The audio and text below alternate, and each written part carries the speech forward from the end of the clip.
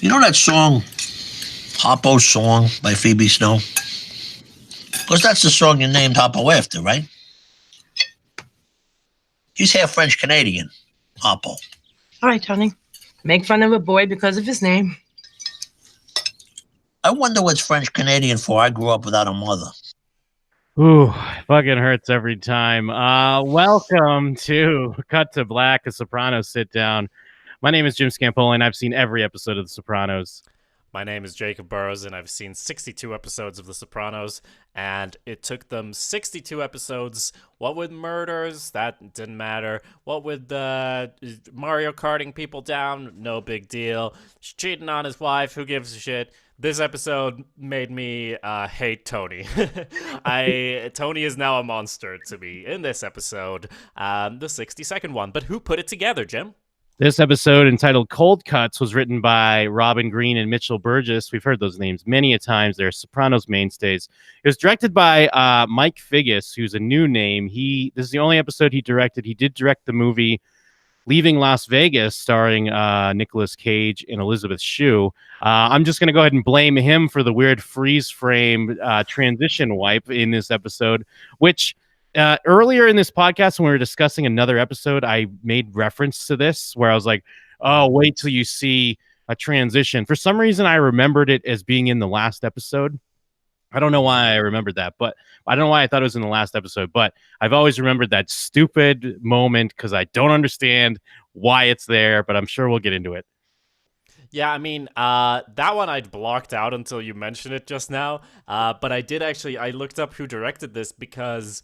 The way this episode starts, the way it's shot has such an intensity and speed, and the way it's edited, it was like camera moving in, let's do this and that. And I didn't think it was a bad thing at all, actually, but it did give me a sense that, like, holy shit, this is like shit's gonna pop off in this episode, because they've done that before where they're like building the intensity, but here they did it for another purpose, and I think it worked quite well. But yeah, I actually have no fucking clue why they did that thing that you mentioned.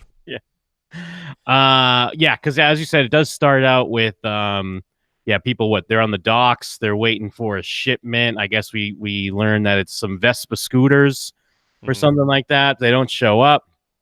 Johnny, it's things are heating up with New York because Johnny Sack, Tony vouched for Tony B in the last episode. Johnny Sack seemed like things were copacetic now, but now he has some comments. Hey, sometimes things don't happen. Like your cousin didn't shoot peeps, and the Vespa scooters didn't show up at the docks.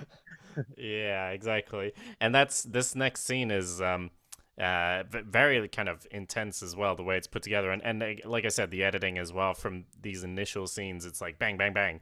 But yeah, I didn't realize this until the end, but he does mention that like port security is all locked down because of Al Qaeda and that obviously comes back at the end of the episode. But Johnny Sack actually says that here, so that's his excuse. But obviously they got him in anyway. So, but yeah, he just it cuts from him like in the car.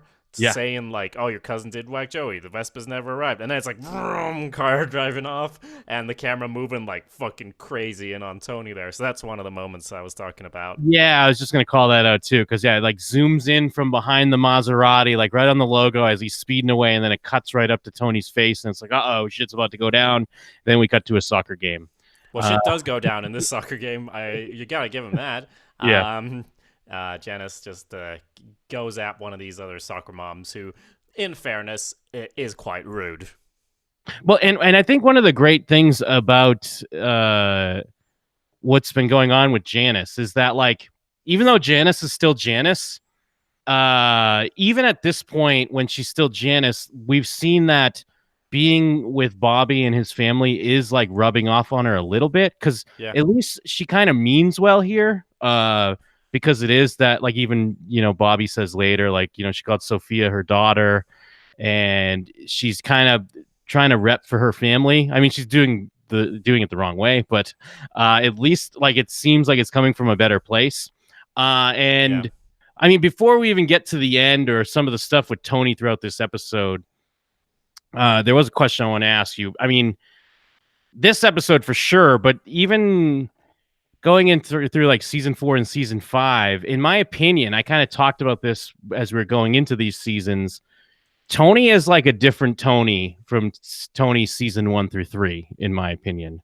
Like I don't think can see that. you, not that it's completely out of character. I feel like it's earned. Like I kind of get why we get there, but I don't know if it's just because it's early in the show and you don't want to make your main character.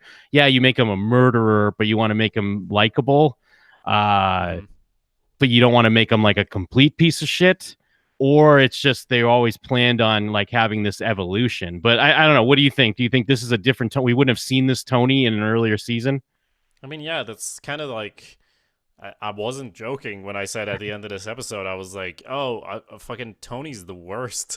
And because there's a malice in it that, because you can see where it's coming from and why he's doing it, it kind of makes it worse in a weird way. I don't know. It's like they managed to do this and have him act this way, and we can see where that's come about and why he would do that. And that's great when a show can pull that off. Some shows don't.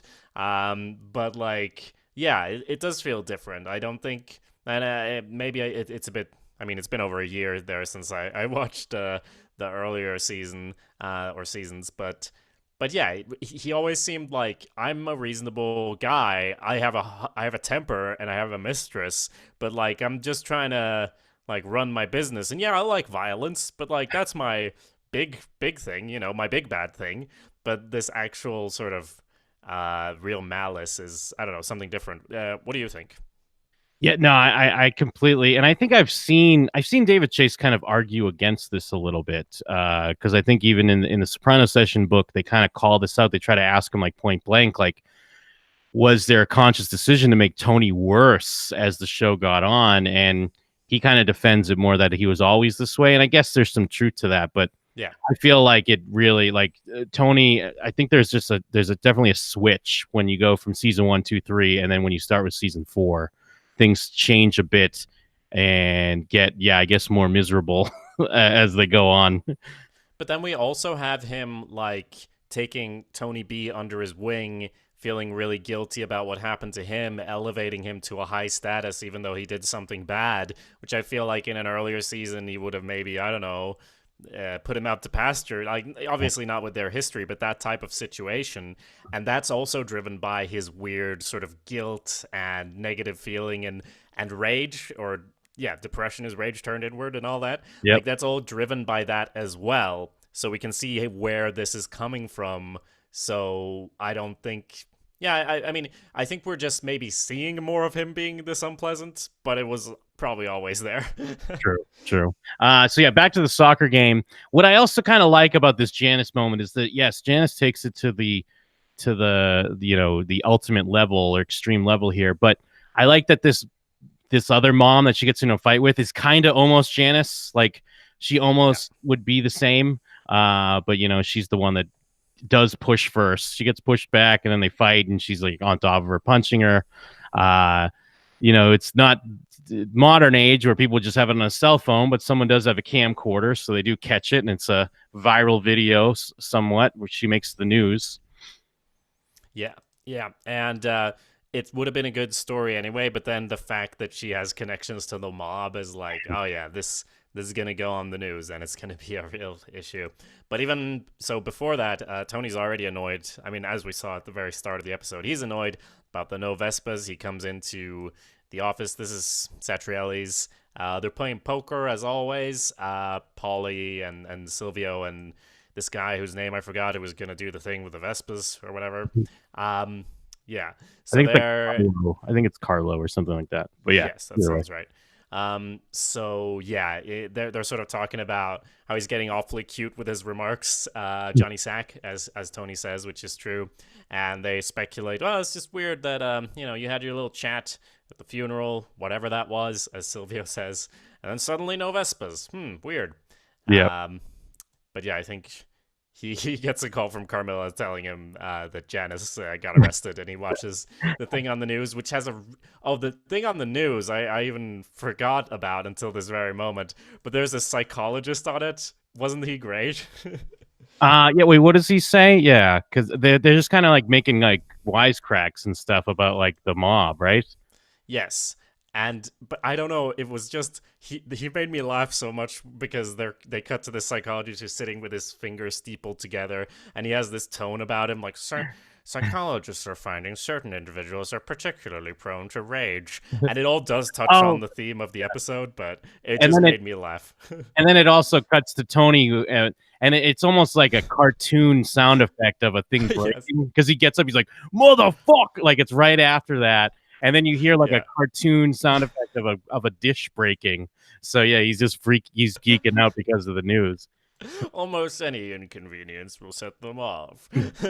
And plus Yes. the quick shot of when she's trying to run away and the cop tackles her. Oh yeah, that's real. Like that's like super bad or something. Yeah. Like that's one of those movies kind of joke, which is really funny. But he obviously they live next to each other, so he doesn't have time to cool off on the drive with some nice road rage. He just runs over, thumps the door, gets in there, and chases Janice around, just basically yelling about how he's on the TV again, which is very sort of valid. And I think she's talking about she's gonna sue the city or whatever, and Yeah. it's like, no, you're not.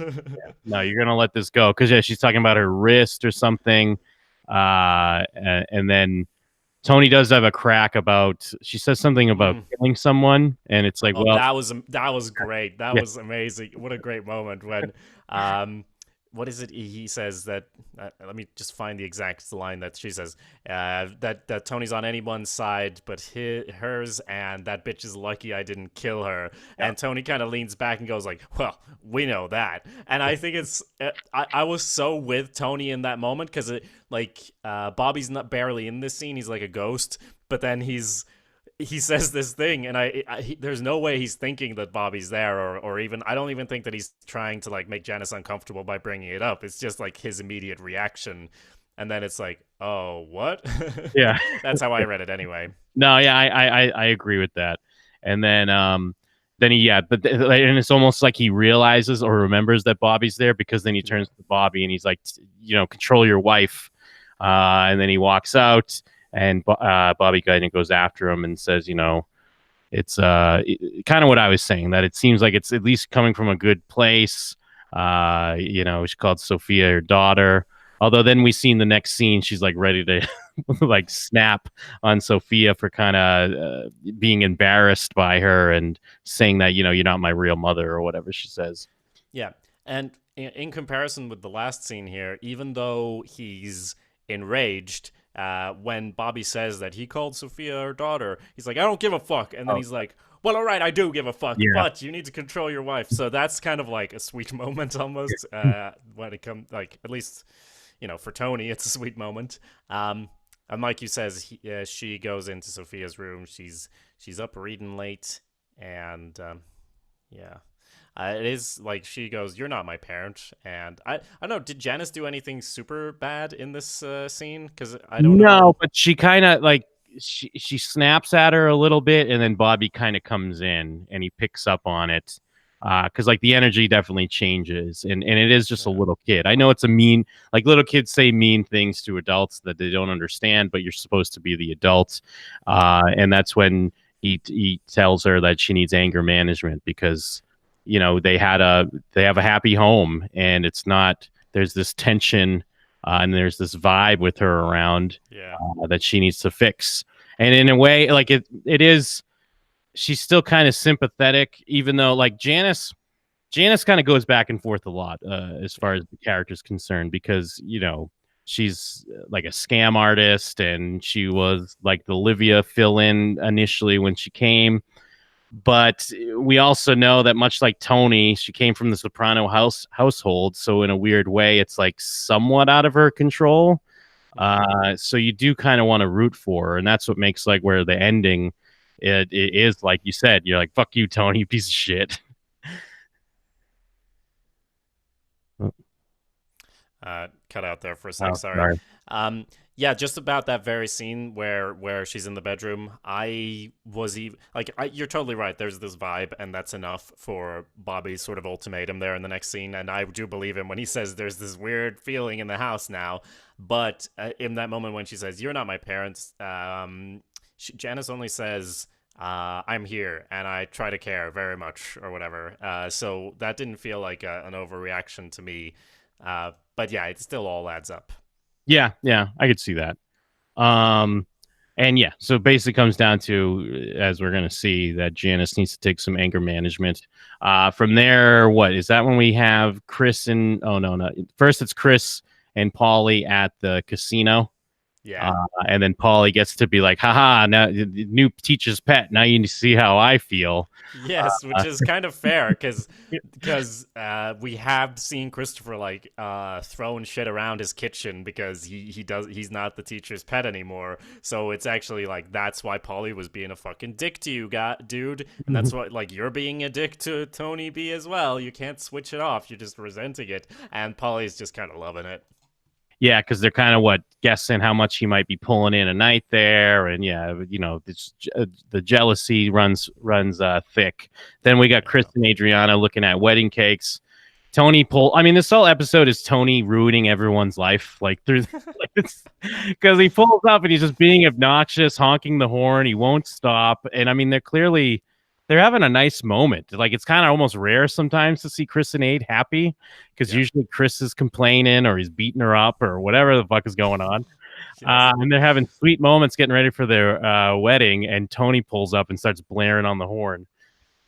Yeah, and we get laid out the plot of the episode, basically. He talks about, like, our friend with the orchard, and I'm, like, trying to put together what the fuck they're talking about, kind of. I mean, it all becomes very clear what's going on, and I thought it was gonna be not the guy he killed in the first episode. I thought it was gonna be someone else. Who do I think it was gonna be? I forget. You think it was gonna be Ralphie? Oh yeah, that's exactly what I thought. But because I remember them with the digger and that, and like, was that also in the orchard, or was that somewhere else? No, because I thought the same thing, and then I was just reading something on it, and they're like, no, that was at some other farm or whatever. Yeah, it just seemed that if they have a farm they gotta go to dig up buried bodies, it's like, no, this is the other farm we bury dead bodies at.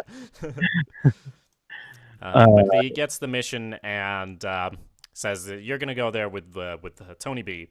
And he doesn't want to. He wants to go alone. And there's not a great vibe there. Tony picks up on that as well. But yeah, that's pretty much it.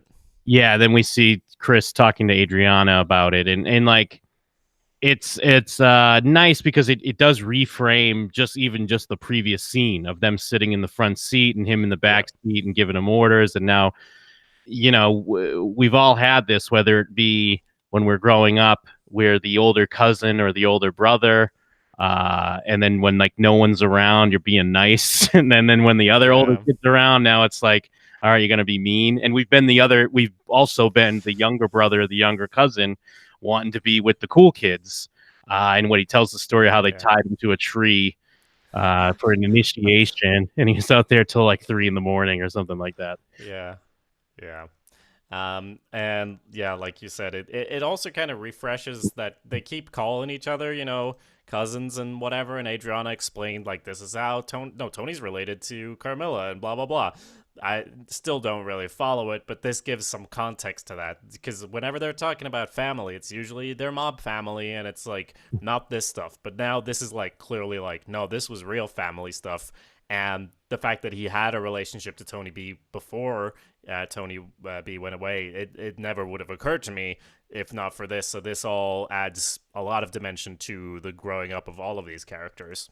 Yes, yeah. And then,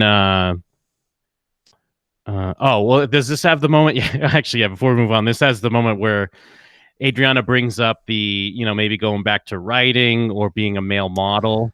And then Chris is like, yeah, I'll go back to writing from a place of great wealth. And, male models, yeah, I'd be great at it. But, I couldn't stand those people. Like, it's such a great, all right, dude. Yeah, you'd be a great male model.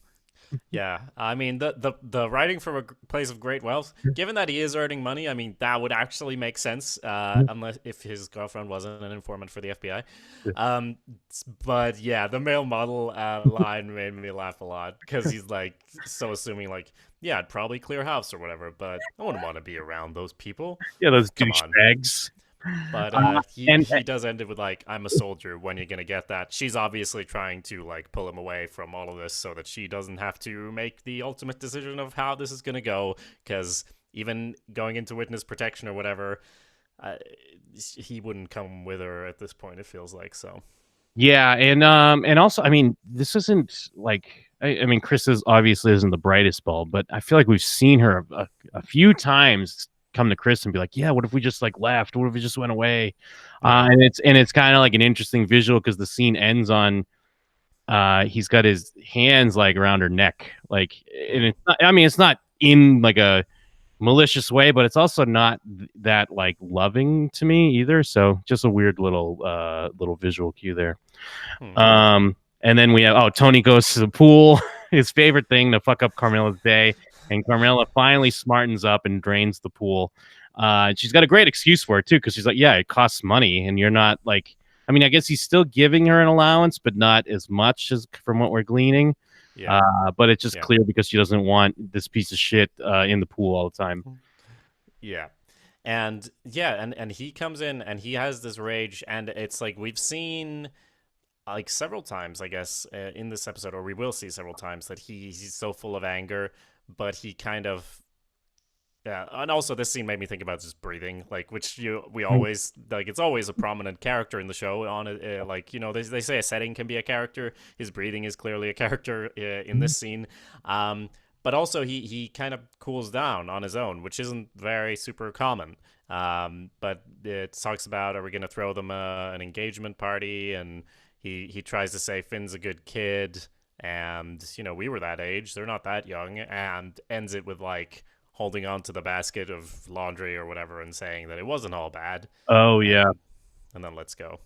yeah, because he kind of storms in mad, and yeah, he's putting his pants on, and he's all like in a huff. But yeah, he calms down on his own, which is kind of interesting.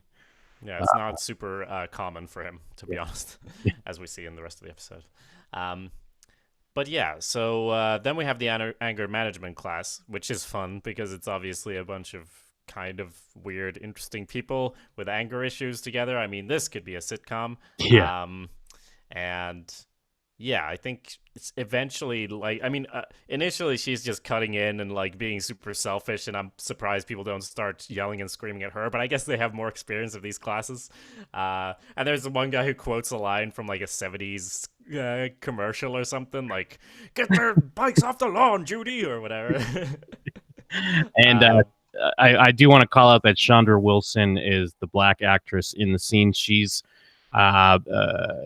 Surgeon Bailey on Grey's Anatomy. For all my Grey's Anatomy fans out there, she's been on it since day one. So shout out to that. Absolutely. And they get to have like the end conversation where like Janice is not really listening, and then she lays it out in language that she can understand, saying that no, it's just like he's saying that whatever other people do, they're not giving you feelings, you're giving yourself feelings, and that means you can control it, sort of thing.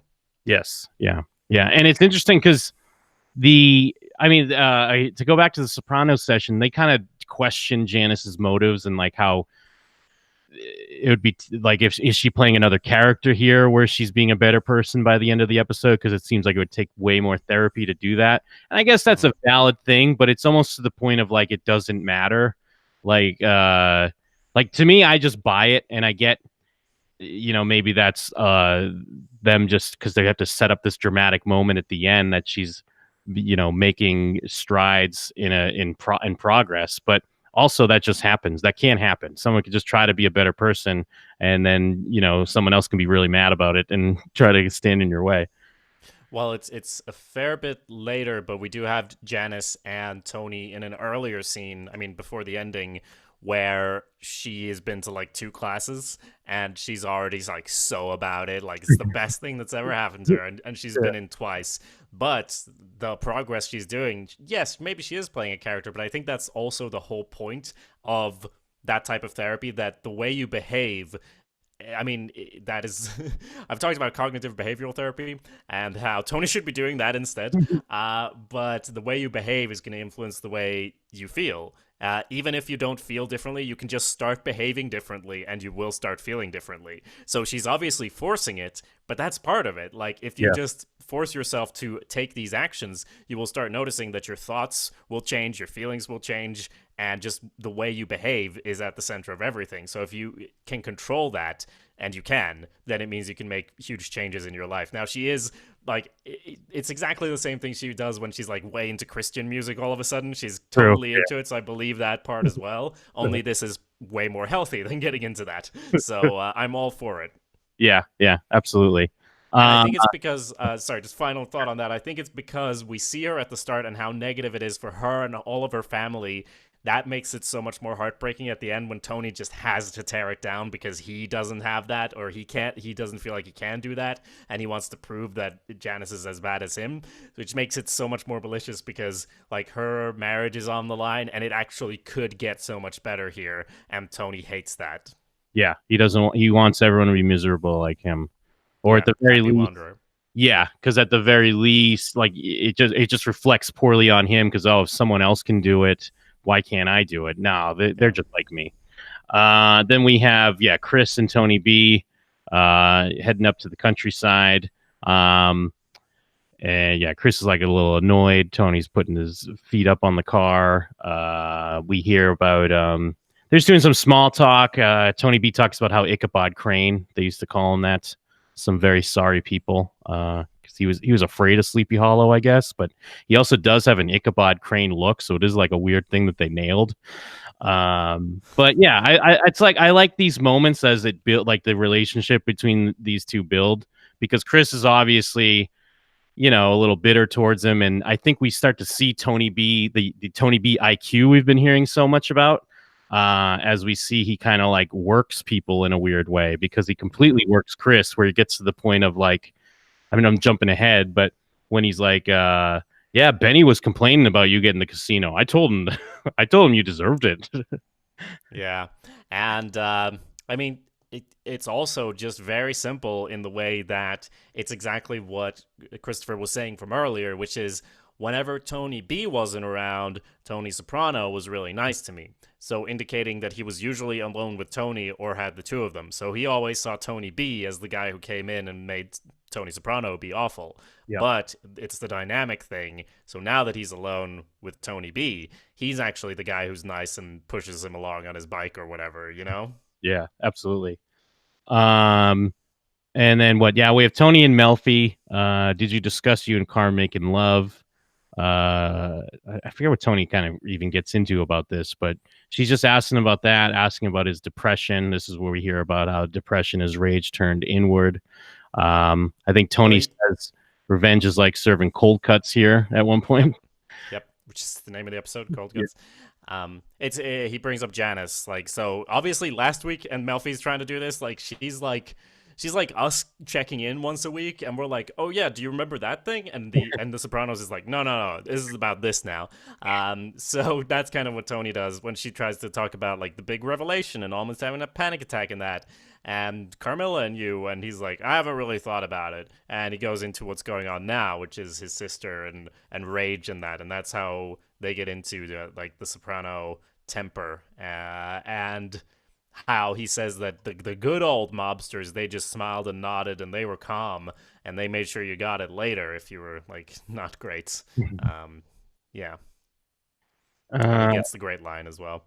And she says that you have an intolerance for frustration, and he just talks about like, thank you for holding, your call is important to us, and like talks about how everything is bullshit in society. And I mean, we all feel this from time to time, but he feels it a lot. Yeah, he just goes off. It's just kind of like a selfish tirade, which he does again later when he's back on the Al Qaeda thing, where he wants everyone to feel how he feels in the particular moment. So since he's upset, everyone else should be upset. Yeah, and he says eventually, I mean, he calms down and says, and I think this is pivotal as well, that Janice, like, okay, maybe she's on the right track. maybe this is a good thing actually. But it wouldn't work for me. I wouldn't do that. But he does admit that he's exhausted all the time just from being agitated. Yeah, yeah. Then we're on the farm. We're on the orchard. They're having a nice, serene outdoor dinner with Tony B and Chris. And yeah, I guess the reason why they have to do it at night is because this lady that's here, I'm spacing on her name right now. Tony calls her fat later for no reason. Yeah. But they have to wait till she gets up, and then they start trying to figure out where the bodies are because they need to get Emil, the guy that Chris killed back in season 1, and then a couple of Johnny Boy's bodies are up there somewhere as well. Yes, exactly. And so this guy, first I was like, does he not know either? But he starts thinking about where they might be buried. And then we cut to them actually doing the hard work of digging them up. And this is when they start, bonding a bit, telling some jokes about Tony, which is, fun because you can't do that with everyone. And so they get some of those jabs in. And then they find a skull. Hooray! Yeah. And he says, this was my first and all that. Yeah, and then they intercut with a guy being chased down the bridge because it's another thing where some innocent guy. I mean, I guess he's probably not fully innocent because he's like involved with one of the families, but he's the collateral damage because you can't just go after Johnny or one of his guys. You got to beat up this Coast Guard guy. And great run on this guy, by the way. Lots of flaily arms on him. And even when he's backing away, like, come on, guys. And they crack his ankles a bit with this bat, and he eventually spits out that they came and got it. New York has the scooters. Then we have them. They're smashing up the bones, Tony B and Chris. Now, the director did say, I guess in the commentary, this is in the wiki, by the way, that he points out this scene where Christopher and Tony Blundetto dig up the skeletal remains of a man Christopher knew and killed. It symbolically referenced the famous York scene in Hamlet. I feel like it's a bit much. Yeah, you know what it referenced for me, especially being in this barn? This is Buffy smashing the Master's bones. Did you also think this? Or am Absolutely. I just... No, totally. This is this barn, like, this is obviously a very different total thing, but like just having these bones and smashing them with a big fucking hammer, being in this big barn, it's fucking right out of Buffy. Buffy smashing the Master's bones. Go watch Buffy. And yeah, this is what I was kind of talking about earlier, where Tony B does kind of try to like, I guess not really bond, but make it right with Chris in a weird way, where he's like, yeah, hey, we're joking about Tony, but I love him. And I care about him, and I know people probably upset because I got the casino, but I feel like I did a lot for this family and I earned it. And it does. I mean, it completely cripples Chris because he's just like, yeah, I was telling Benny the other day that he was complaining. Yeah. And then they go throw the bones in the lake or whatever, and it's like, or I don't know, sea, wherever they are. I always feel whenever this scene happens, I'm like, is this more safe than where they just were? I guess they just kind of toss him in from the pier, but then who's going to drag him? I mean, and once they're all smashed up and everything, should be fine, right? Yeah, I'm sure it should work. Although we did talk about how someone tried to do the Ralphie disposal of a body when they killed someone and it didn't work out for them. So yeah, maybe don't get your tips from the Sopranos. Absolutely.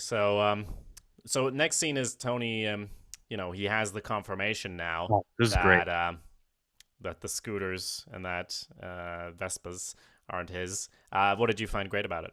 Well, I just love the line of like, I guess we're not getting that provolone next week, and he geeks out like again, like he's showing the theme of the episode because his rage does take over, and he starts smashing like his pool cue or whatever. But it's just so great that he's so angry over provolone cheese. Yeah, and I thought it was gonna calm down here, But we get to see that in his scene with Janice, that he goes against his instincts. But here he definitely doesn't. Like, even though he just talked to Melfi about how it's like all this agitation isn't doing him good, the good old mob bosses were all chilled, and they were like, if you were in The Godfather and this happened, you'd be like, you'd just nod and maybe have a cigarette, and then like someone might die later. But no, he just goes totally bananas. Oh yeah, and then we have Carmela runs into her AJ's counselor there that they had a fling with, and she just kind of wants to shut it down because he references how she left angry. He wanted to call, and she's like, "Oh, I'm getting back together with my husband." And then she walks away to a freeze frame and then a side wipe. Yeah, I need to rewatch this right now because it was so fucking absurd. I mean, I guess it hangs on the moment of her, like, she is doing like almost like a Jim from The Office, like, ooh, what did I just say? And I guess maybe they wanted to accentuate that or something, but... Or maybe it's like, we have to speculate a lot to justify this. Maybe it's like, that's the end of that relationship. Or maybe it's just like she dropped a fat-ass line and like turned away, stormed off, and it usually would go like, down, down, down, down, boys are back in town, or something. But instead, I think it's total silence as well. It's just kind of like she walks away in slow motion as well. Yeah, it turns to slow motion, and then she freezes. Yep. Yeah, it goes slow, then she freezes.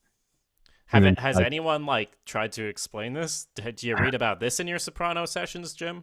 They just reference how like this director, like it's like a weird stylistic choice, but they don't really get into what it might mean. So I don't know. I should look into it a little bit more on what people. Oh wait, actually, hold on. Freeze frame. It is a Google suggestion. Freeze frame. What was with that freeze frame? Felt like I was watching a 1990s era Mentos commercial. I don't have the DVD, so I don't know what was said on the commentary about it. What's the deal? Let's see. It happens right after Carmela runs in the admissions guide AJ school. Correct. I hate it so much. Yeah, no one would watch this and go like, wow, great choice. If memory serves, the commentary doesn't even mention it as it happens. Very strange editing choice. It was so out of place, I thought my Chromecast connection was interrupted. The director of that episode was also not one of their usual team. He's the guy who directed Leaving Las Vegas. This is good just for the goofs. But, yeah.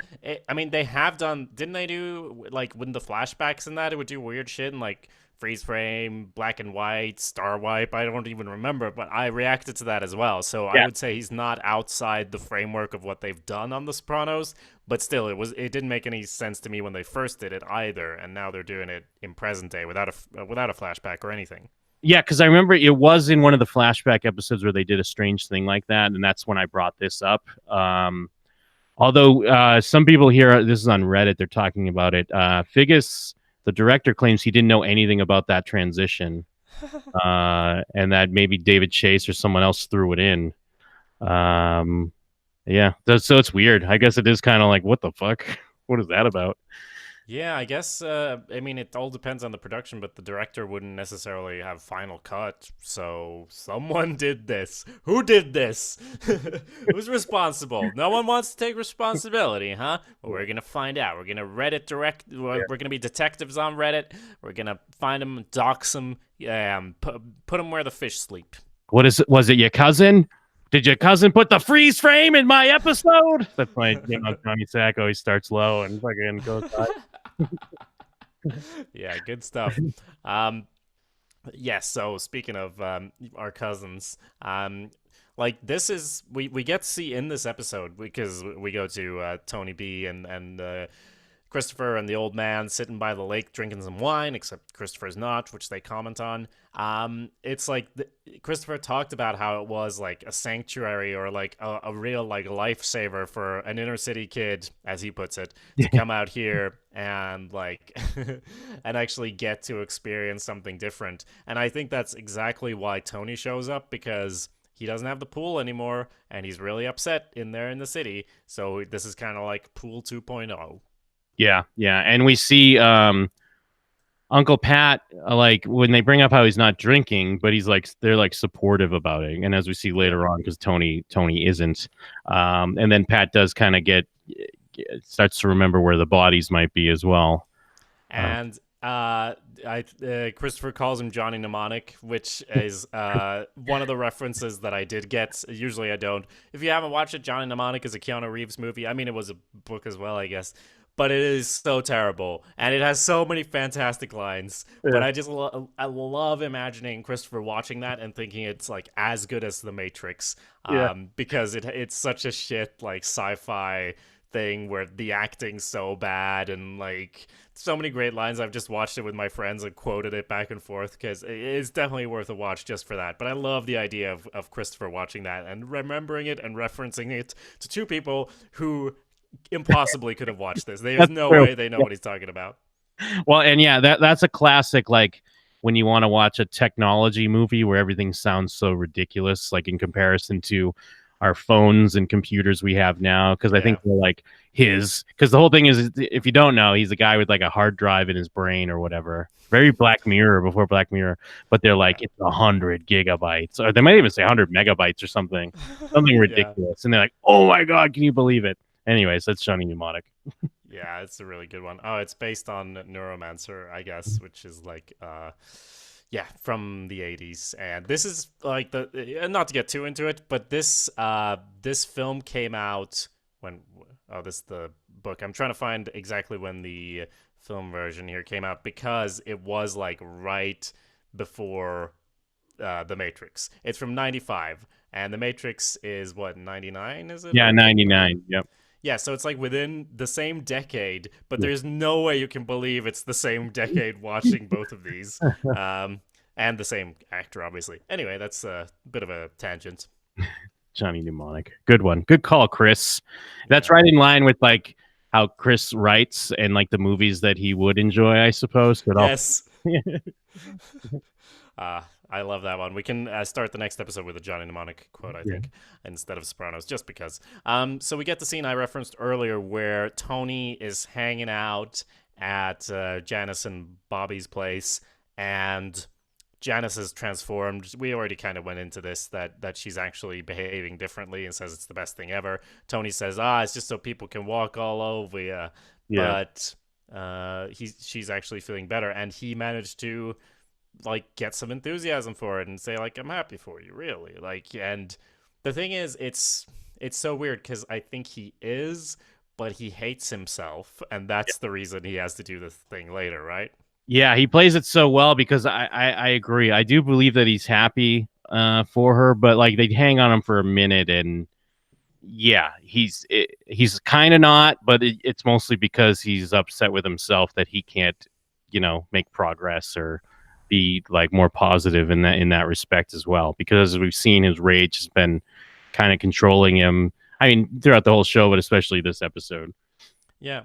And so the very next scene is him arriving there at the old orchard, and the old man's really happy to see him. He's like honored that Anthony came over. Really he's nice. like almost in tears. Yeah, it's good stuff. Yeah, and they're eating not chili. They're eating like, I don't know, fruit or whatever, like nice hot summertime food. Meadow, take a lesson from this. Just sitting outside having a good time. And this kind of like, there's some red barns in the background. If their house was red, this would be what Sweden is like. Basically, all of these shots, which is where I'm from. If you're a new listener, it's nice too because everything is very serene. It's very relaxing, and then I think they even have a quick cut right after the scene where it's just Tony like enjoying a cigar. And I think this is one of the classic shots they would always use in a lot of the advertising as well. Yeah, because I guess that makes sense because this is one of those scenes, or one-shot scenes, basically, that's purely visual. And so you can use it because it's visually good, but it's also like, it's not like it gives anything away. It's just a shot that they put together to be a great shot. So it's very much reusable, and it's just hanging on him, enjoying the moment. Next scene, they go and dump more bones, and that's also fun for them, fun group activity, followed by a nice, calm, friendly dinner. Yeah, and this is where, well, it's nice because at first Tony and Chris are sharing a nice inside joke because, it's Louise, I believe, because Tony just says she's fat for no reason. It's and not that I'm not saying like the writing's bad that he does it, it does feel very Tony to me. Like he's just being a jerk for some reason. And then they have their moments because Tony B starts making the jokes he's making about Tony, and Chris is laughing a little too hard at them. But then things start to change when now you got the two Tonys ganging up on poor little Christopher. Yeah, and I felt like maybe the first of those jokes that Tony B tells, to sort of, it felt like it was kind of to change the subject because Tony starts going like, "Why are you laughing so much?" or whatever. So that's dangerous territory. So then he does some jokes on on Christopher's expense instead. But then he just keeps going, and it's it's like you said, it's like flashback to when you're a kid. Basically, all they're acting like children. And he also says like he's drunk. That's why he's laughing. And it's like, I guess he forgot that he's 12 stepper, as they said. But he goes, maybe we could take a couple more steps out the door so we could have some fun, eh? That's how they get into the whole jokey thing. And it's a great shot, like as the camera's pushing in, and you got now Christopher in the middle, and you got the two Tonys on each side, and they're kind of going in on him a bit. And it's right back to when they were kids, and he's the outsider, just getting made fun of. And it's even like he tries to fight against it by being like, that joke was about you. And then they don't even react to it. They just keep making jokes about him. And I thought that was going to be like a thing, and he did as well, obviously, which is why it works so well. But they're just like, can we have the bill? Bill, look at the bill on this guy. And like the jokes are not very good either, let's be honest. But it's just mean-spirited. Well, and especially when he's saying, why don't you have a fucking drink? Like, oh, yeah. That's a bad, and especially because the way Tony was, I mean, everyone was with the whole intervention, but the way Tony was about it, and even like threatening to basically kill him if he didn't get sober. And now Tony's the one saying, why don't you have a fucking drink, mellow out, you and your sweets and whatever, like making things real. Like it's one thing to make some like little harmless jokes about a nose or his big nose or whatever. But yeah, it's kind of like a nice precursor to the end of the episode of just, Tony kind of going too far. And then Chris just can't, like you said, he tries to fill Tony in on the inside joke that doesn't work because I guess Tony's fine with just ganging up on Chris. And then he brings up the Ichabod Crane to Tony B, and it doesn't quite work. I mean, it gets kind of a reaction, but it doesn't really work either.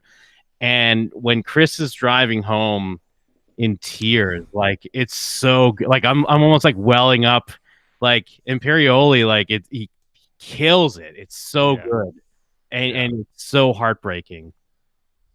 Yeah, that one, and the morning of like, when they come down and sort of a couple of jokes come in, it's not really anything too bad, but it's like he's got this defeated look because he's been thinking about this dinner all night. He probably didn't sleep. He's been feeling bad, but he's like, okay, I'll just leave it. It's fine. And the next morning it starts up again, and because it's like. Yeah.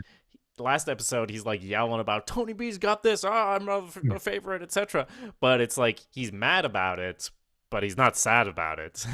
Now this has nothing to do with their mob stuff and being a favorite, getting more money or whatever. This is all like personal. And and like you said, especially the thing with him drinking when I was thinking like Tony B was away, he doesn't know, but he just heard he was sober just now. But then I'm like, no, he fucking doesn't. They were out in the road, and Tony was about to shoot Christopher in the head, and Tony B talked him down, so he knows exactly what the fuck is going on. Yes, yeah. And then even I was just kind of skimming through that scene, like it kind of has to end where they all cheers, like, and Christopher doesn't want to, but you have to play it off. And then Tony, before the morning, he catches a news update about the shipping containers, the same shipping containers they take advantage of, and love that it's not monitored. Now he's very concerned because of terrorism and a dirty bomb, and that kind of spills over into breakfast as well. And Tony's getting upset that no one else is like reacting the same way that he is about it. And he only found out about this because he's awake and everyone else is asleep and he's flipping through channels and he's not absorbing any of it, and it's only by random chance, and it's pretty good acting for someone who's just sitting there watching TV, but like it actually like clearly gets to him. But this brings to mind the TV scene from earlier where that psychologist who made me laugh a lot was like, yes, any small inconvenience will set them off. And like, it feels like the world is against him, and like him talking about the all constant bullshit and all of that. And like, I just wish he knew what Janice knows at this point, or at least was willing to implement it even a little bit. But no, he just lets himself get worked up. And like you said, that's at breakfast, obviously, but more so, yeah, at the Bing in the next scene. Oh, and then Tony B does make a crack as Tony's going off on like the terrorism, and because then I think Tony like eats a sausage or something, and he's like, "Yeah, that's gotten your appetite." But even Tony like kind of gives a little head shake and a grin, like, "Ah, you." That's a good one. Exactly. Oh yeah, it gets to like, I thought they already dropped a biological weapon because Christopher went to the toilet or whatever. So that's not even that bad. But he's just like, all right, I gotta go. There we go. Yeah. And yeah, just like, I mean, we already talked about it, but yeah, just it's such a great scene. Plays out in silence. It's just him driving home, fucking tears welling up in his eyes. Just you're because everyone can relate, because there's still everyone has that little kid that's still there. Even though you're an adult, there's that little kid inside, and sometimes it just comes out. Poor Chris. Yeah, no, it's like 2 shots of him driving, and it just makes you well up, or it does with me anyway. Yeah, so we get to the Bing, and for all his like, I mean, Tony had one scene when he was like, being nice to Janice about the whole thing going on. Like, so he was kind of fighting his angry urges, but every other scene in this, he's just throwing himself into it even more. Like going with the whole thing he said to Melfi, like, no, that's not for me. He basically rejects the idea of change in himself. And so we also have Vito. The scene starts with Vito kind of seems to be looking at a stripper, but then that guy is also there. The guy who's the bartender. So it's like, yes. So with what happened last episode, I feel it's hinting that he's looking at him because he's in focus, and the stripper in the background is not really important. But yeah, it's all it's for sure a deliberate cut where first we cut from crying Chris to like an ass in the stripper's ass, but then it does cut from the stripper to Vito. And now that we know a little bit more about Vito, you start wondering, because even thinking about how Vito was calling Adriana all the time when Chris was in a rehab. But yeah, then we have Georgie there, and as we know, Georgie is a common punching bag for Tony, and I guess for Ralphie at one point as well. And then the two Tonys come in with like apples and stuff, and Tony's like, "Oh, it's a whole different world up there. It's only like right outside the city." And then he starts going off on his stupid fucking terrorism Al Qaeda shit.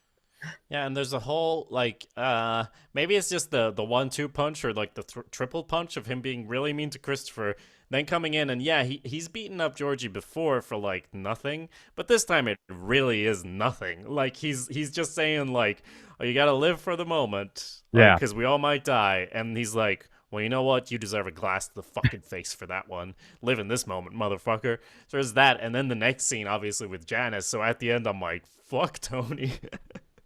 Well, and then even off of that, like, he beats him up. He's like smashing like a cash register drawer like over his head.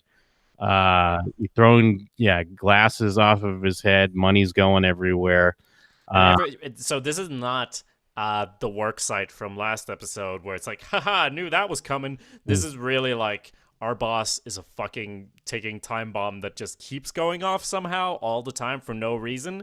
And this is like our boss is a maniac, and like one of us is gonna die and we're not gonna know. This is like not just bad for him personally, it's bad for business, because he's showing he's definitely not the cool and collected old style mob boss. He's so this is incompetence to me as well. Like it's showing everyone around him that you cannot be honest with him. He like looked at everyone around him at some point, and he was annoyed that everyone was just kind of laughing at his jokes or whatever, even though they weren't funny and so on. But this is like, no, you can't even say the smallest thing around me, or I might like make you deaf in one ear. Yes, yeah, because then we cut to the next morning. Polly shows up. They throw in this dermatologist callback for some reason. I guess she was in the episode where Tony was getting his mole checked out, the one where he almost had sex with Adriana. It's just kind of like a weird, bizarre thing to have. But I mean, I guess it's just because initially I just thought, oh, they went to the hospital and Tony took a nurse home after they brought Georgie to the hospital. I thought, oh, Valentina got a real job. She's not just selling frames or whatever. But I'm a face blind person. I'm like, oh, that's definitely not Valentina. Eventually. And then Paulie gives him the news that, Georgie's probably going to have a permanent hearing loss, and he's probably quitting the Bing. Paulie does say something like, but, we told him, like, don't talk shit or something like that, or keep your mouth shut. Or Paulie does make a line like, that's why I don't talk politics, why I don't discuss politics. Yeah, that was fun. But I think Paulie's reaction is interesting because it's like, in his mind, it's like, yeah, so Tony did this for whatever reason, and it's like deserved in Tony's mind. But then now when Tony tries to give him money for it and everything, it's like, oh no, Tony even realizes he was a fucking idiot or whatever. And it's like, now it's one thing if you're being an asshole beating people up, but then also being wishy-washy about it, because now Tony, I think, wishes he didn't do it, because obviously it's actually pretty bad, and he has to, like, he takes out his money to solve this problem, like he solves most problems. Well, no, violence is how he solves most problems, but like one way to solve it, just throw money at it to make his guilt go away, which is exactly what he's doing with Tony B as well.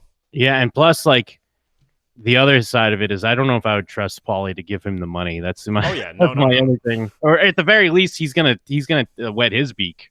That's exactly. This is the delivery fee. It's like 70% or whatever. Yeah. And then then we have kind of the setup to the dinner at first. So Tony shows up and Janice is still doing well. She's actually even doing well with Sophia. She doesn't freak out, but she shows some good parenting skills and how's her not spoil her dinner with a Hawaiian punch. Mm-hmm. See, Bobby comes in. Telemarketer as well. Telemarketer, yes. Yo, tell him to not call you. Like Tony's just not even. Up. Yeah, Tony's not even the one that answers the phone, and he's annoyed. Yeah, no, he's really mad about it because he'll be mad about anything. And this is just a reminder that she's doing so much better than him. Because that scene kind of ends with him like watching her, like, huh, what? No, and it gets us into. Well, before that scene, though, actually I skipped it. There's a quick scene with Carmilla and Rosalie April where she just kind of says she told the guys getting back with Tony because she didn't want to give the dude the satisfaction. But anyways. That scene kind of goes nowhere, and it totally invalidates the dumb freeze frame as well, because that was kind of like, don't you forget about me. But then it's like, oh yeah, I'm still having a chat though with Rosalie that doesn't go anywhere. So that's, you can't freeze frame and then go back to it. Yeah. But yes, this fucking dinner scene, and this is one of those scenes. I've kind of called this out a few times, but when I just think about The Sopranos, there are certain moments that pop up first that kind of like encapsulate the show, and this is for sure one of them. Just the fact of like laying out your main character where he's so miserable that he can't even let someone else have like a little something good for themselves, that he has to ruin it. And just when it goes to him, not storming out, but walking out of the house into the neighborhood by himself, smiling, like. And we've joked a lot about having the mother's house be close to Bobby's house, but it's been so convenient with a lot of these things where it makes complete sense that he would just walk. So, hey, what a great choice that was a while ago, putting them close together. Yeah, absolutely. They're having like a nice dinner first as well. Jan's getting compliments on her eggplant, which for once she actually did cook it. I guess she's picked that up now. So not getting everything from the store. And Tony's like, yeah, delicious. Wonder if Harpo likes eggplant or whatever, like really clunkily brings it up. Yeah, I wonder where Harpo's having his Sunday dinner. Jesus. And then plus the fact that her stepkids here, they didn't even know that Yeah. she had a son, like, so it's like a revelation to them. And yeah, just brings it up out of nowhere. He then, like, it seems like maybe it's gonna go away, but then he's like, oh, he asked the kids if they've heard Harpo's song by Phoebe Snow, which I've never even heard of. I guess it's a 1975 hit. Oh wait, no, Phoebe Snow was known for her 1975 hit "Poetry Man," Of but course. I believe this song is like even older than that, and it's actually called Harpo's Blues. It's not called Harpo's Song.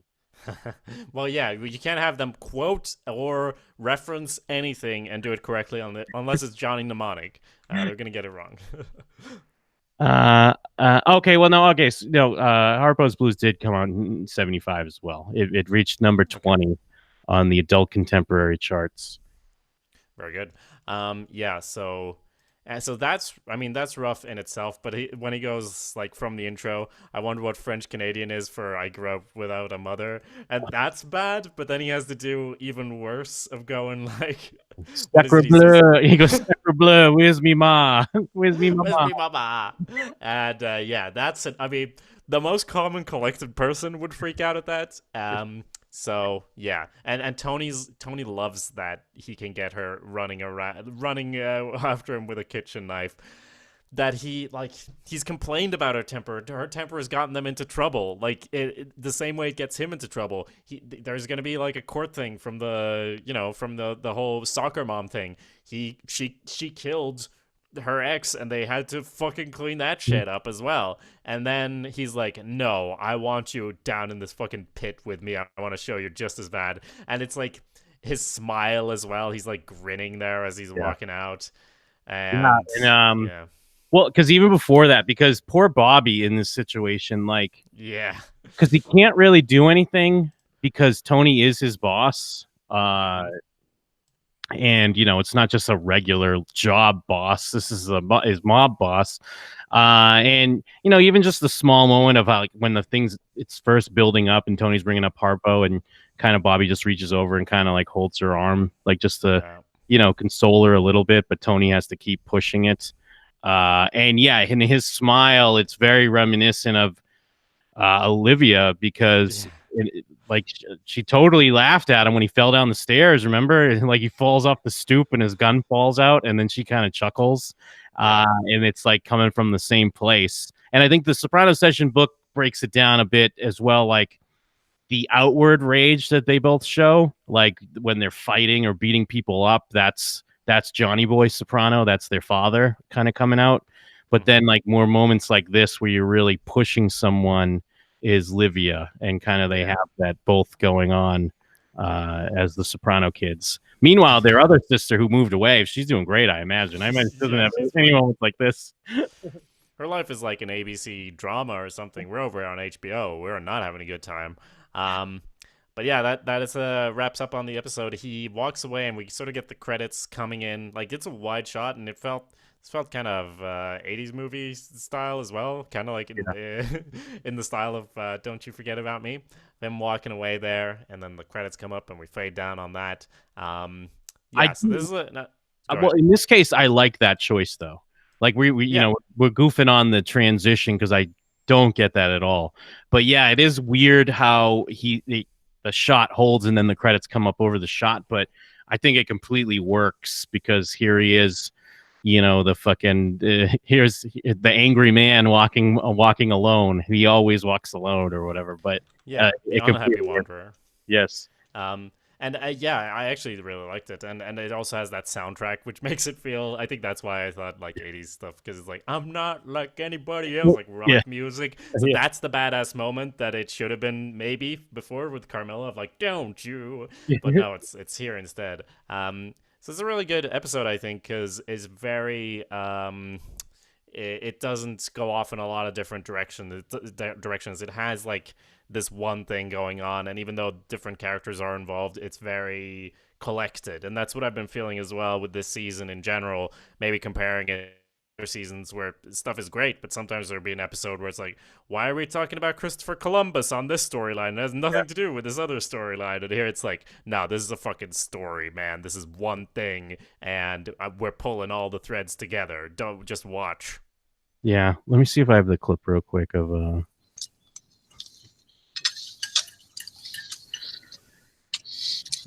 Sacre bleu, where is me mama? So mean, dude. It's so mean. 'Cause I didn't have it in the intro, so we have to at least hear it. It's great because if you look up Harpo's Blues on YouTube, that's the top comment is Dr. Blair, where's me mama? And then the second comment is all right, make fun of a boy because of his name. And then one of them is I'm the boy's uncle. Because that is funny. He does say, like, when she freaks out, he goes, I'm allowed to ask. I'm the boy's uncle. Like this shitty defense, like he has concern or something. But yeah, a lot of these songs, if they're on Sopranos, if you ever look them up, all the comments are Sopranos quotes. It's great. That is fun. Because usually it's not like they don't do a lot of famous songs on this. They don't do "Don't You Forget About Me." They do, something, and then that's what everyone knows that thing from afterwards. So yeah, that wraps up on that episode. We are, like we mentioned, coming up on the ending there of season 5. So if you have any thoughts you want to share with us, do send them in. showswhatyouknowshow@gmail.com. Once again, that's showswhatyouknowshow@gmail.com. You can also leave your thoughts in a review, like Poppy Doyle did in their review. A lot of fun. 5 stars. They wrote, I've watched The Sopranos several times over, but I'm really enjoying this take. Watching the episodes and then listening to the insight by Jim and Jacob is great, and points out things I either never thought of nor saw. Looking forward to doing this with other shows, which is great because we do this with other shows. Yeah, that's a great review. Thank you. Yeah, really appreciate that one. Actually, speaking of other shows, we have The Handmaid's Tale coming up. I think, a year ago, while we were doing The Sopranos, we would have talked about doing The Handmaid's Tale as well. We've been doing this for a while, Jim. But it's back. And so our podcast, Gilead Gazette, where we talk about The Handmaid's Tale, is also back. So you can simply search for Gilead Gazette on your podcast app if you're watching The Handmaid's Tale. Yes. And we also have another review. I don't think we read this one yet, right? Oh, I don't know. They're all just so positive. It's hard to tell them apart. There's one from AMC. This is also a 5-star review. Its title is excellent. Really enjoying this podcast. Good discussion regarding insight to the individual episodes from each season. I hope these guys consider another excellent older HBO series to review that not many people do. Hint, hint, The Wire. Interesting. I have seen I think you've seen The Wire as well, but I will say I haven't seen The Wire in like probably a decade. So maybe it would be something in contention if people want to hear that. Maybe it's something worth checking out. Yes, we've both watched it, which I think it really adds something to our take on The Sopranos that we can do it this way where I haven't. But yeah, The Wire is a good one. People have also recommended Mad Men, requested Mad Men rather. I think I would kind of rather do The Wire because it's a very varied show over the seasons. Mad Men has its unique qualities as well, but a lot of the episodes I feel would be, there's stuff happening in it, but it's not, I don't know. It's been covered by more podcasts, I would bet, as well than The Wire. So, because people were live podcasting at that point, there were no live podcasts of The Wire. So thank you for that suggestion. We will bear it in mind. Absolutely. So good stuff. I'm excited to finish up this season and get started with season 6A soon before we get into season 6B. But yeah, we're coming down to The Wire, but we still got a lot of episodes left. We still got quite a journey to go with Tony Soprano. So come along for the ride. Absolutely. And if you're bored in between episodes, there's always jimandthem.com for Jim's other podcast. Awesomepedia.org is where you find my work in general. By work, I mean things I do when I'm not working, such as making podcasts and videos and things like that. If you like Game of Thrones, if you liked Game of Thrones, well, we do have a podcast on that as well. You can find all of our discussions at showswhatyouknow.com. What else, Jim? I think there might be one last thing. There's one last thing. Cut to black.